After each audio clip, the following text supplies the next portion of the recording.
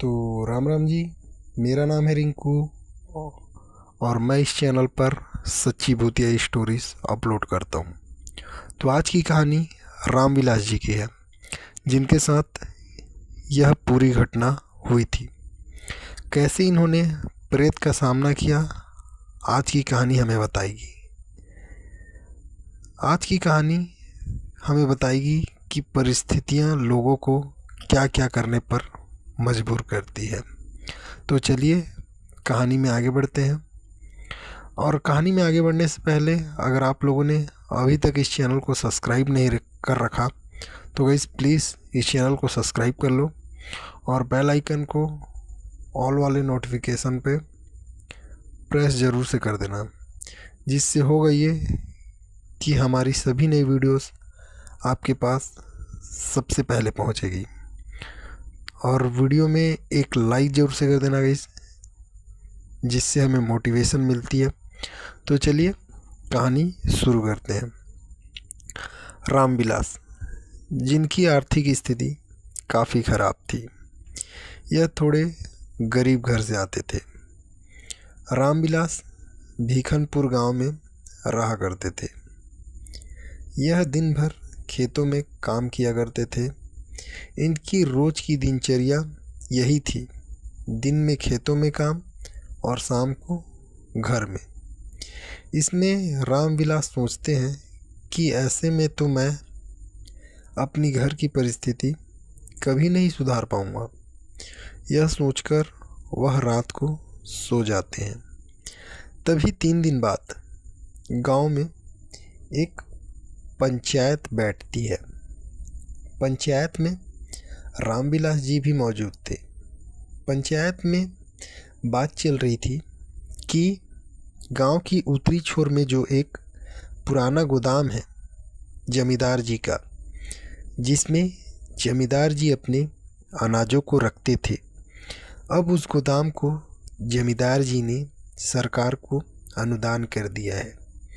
तो अब उसमें सरकारी गेहूं और चावल रखा जाएगा और हमें उस गेहूं और चावलों की रखवाली के लिए एक चौकीदार की ज़रूरत है। जिसे सुनकर रामविलास सरपंच जी के पास बात करने पहुंचते हैं, उस चौकीदार की ड्यूटी को करने के लिए। सरपंच जी भी रामविलास की परिस्थिति को जानते थे। वह भी उसे कार्य पर नियुक्त कर लेते हैं। लेकिन सरपंच ने रामविलास से एक बात कही थी कि रामविलास, तुम इतने बड़े गोदाम में अकेले काम कर लोगे? तब रामविलास सरपंच को हाँ में सिर हिलाकर हाँ कहता है। अब रामविलास दिन में खेतों में काम करता और रात में गोदाम की रखवाली करता। रामविलास के पास ज़्यादा कपड़े भी नहीं थे, बस एक पुरानी गद्देदार जैकेट, धोती और सिर पर बांधने के लिए एक गमछा। उसका घर गांव के बिल्कुल किनारे पर था। आसपास ज़्यादा घर नहीं थी। उसके घर से गोदाम की दूरी आधे किलोमीटर की दूरी पर थी। रामविलास घर में अकेला रहता था। उसकी पत्नी कुछ साल पहले ही बीमार से गुजर गई थी और उसका बेटा जो अपने मामा घर में पढ़ाई कर रहा था। रामविलास का दिन सिर्फ काम और काम में ही सिमट कर रह गया था। रातें गोदाम की चौकीदारी में कट रही थी। एक रात रामविलास समय से पहले गोदाम पहुंच गया था। आसमान में ठंडी हवाएं चल रही थी और खेतों से धान की खुशबू आ रही थी। गोदाम के बाहर ही एक छोटा सा चबूतरा था, जिसमें रामविलास अपनी लालटेन रखता था और एक लकड़ी की पुरानी कुर्सी पर बैठता था। आज तो कुछ ज़्यादा ही ठंड है, यह बड़बड़ाते हुए उन्होंने गमछा अपने सर पर कसकर बांध लिया। गांव का रास्ता पूरा सुनसान हो चुका था।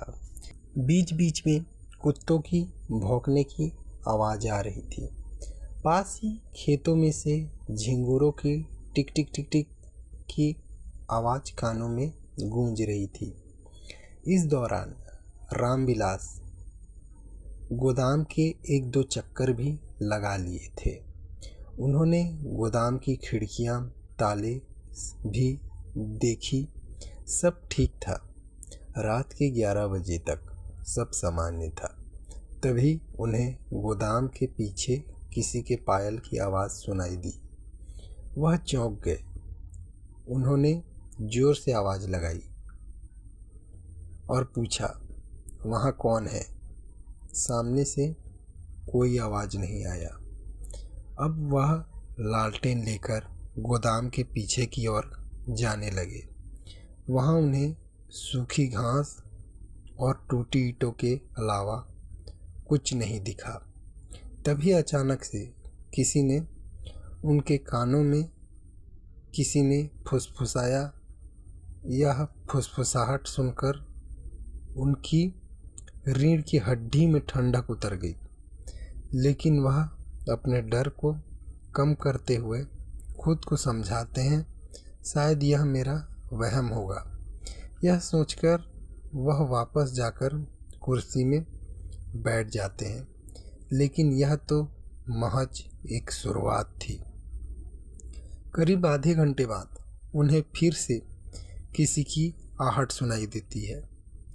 पहले तो वह आहट धीमी थी, लेकिन फिर तेज होने लगी, जैसे कोई सीधा उसकी तरफ आ रहा हो।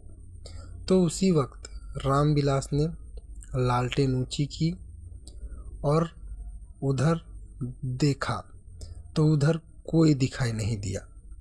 उन्होंने 2-3 बार आवाज़ भी दी, कौन है, कौन है? फिर भी उन्हें कोई जवाब नहीं मिला।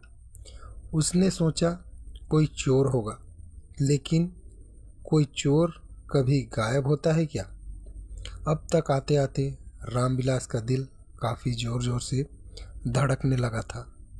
रात के लगभग 1 ही बजे थे। ठंड और बढ़ गई थी।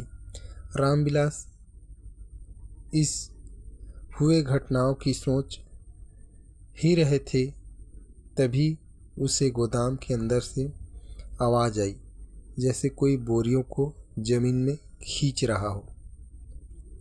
यह सुनते ही रामविलास कोई चोर होगा करके गोदाम की चाबी निकालते हैं और ताला खोलकर गोदाम के अंदर घुसते हैं।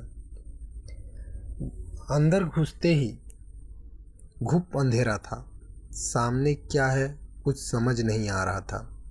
लालटेन की रोशनी जितनी दूर जा रही थी उतना ही उन्हें दिख रहा था। वह सभी और घूम कर देखते हैं, लेकिन उन्हें वहाँ कोई नहीं मिलता और बोरियां जस की तस अपनी जगह पर ही थी। यह सब के बाद रामविलास गहरी सांस लेते हैं, फिर गेट बंद कर वापस कुर्सी में बैठ जाते हैं। लेकिन यह सब के बाद उसके मन में एक अजीब सी बेचैनी उत्पन्न हो गई थी। रात के लगभग 3 ही बजे थे। रामविलास की आंखों में एक हल्की हल्की नींद आ ही रही थी। तभी वह देखते हैं कि गोदाम के सामने से जाने वाली एक कच्ची सड़क पर एक औरत सर झुकाकर खड़ी थी। उन्होंने बताया कि उसके लंबे बाल, सफ़ेद कलर की साड़ी उसने पहनी हुई थी और एक किसी खंभे की तरह सीधी खड़ी थी, बिना हिले डुले। रामविलास उसे देखकर कौन औरत है, गांव की कोई महिला है, यह सोचकर उसकी ओर बढ़ते ही हैं तो वह औरत पीछे जाने लगती है। तभी रामविलास की नज़र उस औरत की पैरों की ओर पड़ी तो वह औरत के दोनों पैर हवा में थे। यह देखते ही उनके शरीर में एक झुरझुरी सी चढ़ गई। उन्होंने जैसे तैसे भगवान का नाम लेकर सुबह होने का इंतज़ार किया, लेकिन मन में यही सवाल था कि यह औरत थी या कोई छलावा। जैसे ही सुबह हुई, रामविलास सीधे घर आ जाते हैं, लेकिन उनका मन हर समय भारी रहने लगा। दिन में भी जब वह खेतों में काम करते तो बार बार पिछली रात का दृश्य उनकी आंखों में आ जाता। वही सफ़ेद साड़ी वाली जिसके पैर हवा में थे और वह दूर चली जा रही थी। इन चीज़ों को सोचते हुए उनका दिमाग काम नहीं कर रहा था। रामविलास ने गांव में यह बात किसी को नहीं बताया, क्योंकि उसे डर था कि गांव के लोग उसे डरपोक समझकर नौकरी से निकाल ना दे। मगर उसके दिल में एक डर भी था। तीसरी रात फिर वह ड्यूटी में जाता है। ठंडी हवाओं के साथ आसमान में बादल भी घिरे हुए थे, जिससे चांद की रोशनी बार बार छुप रही थी और अंधेरा बना हुआ था। रामविलास अपनी लालटेन जलाकर कुर्सी में बैठकर अपनी दिल को समझा ही रहा था। वो मेरा वहम था, लेकिन मन तो मन है। उसे पता था कि कल जो हुआ वो एक नॉर्मल घटना नहीं थी, कोई भूतिया घटना ही थी। रात के कुछ 12 ही बजे थे। गोदाम के पास में बैठा एक कुत्ता अचानक भौंकने लगा। वह कुत्ता एक ही दिशा की ओर देखकर भौंक रहा था, जैसे मानो वहाँ कोई अदृश्य शक्ति हो। तभी वह कुत्ता गोदाम के पीछे की ओर भागने लगा। रामविलास जी भी लालटेन लेकर उस ओर भागकर पहुँचे तो वहाँ कोई नहीं था। तभी वह पीछे से किसी ने उनकी जैकेट खींची, ऐसा उन्होंने महसूस किया। वह बहुत तेज़ी से पलटे, लेकिन वहाँ कोई नहीं था।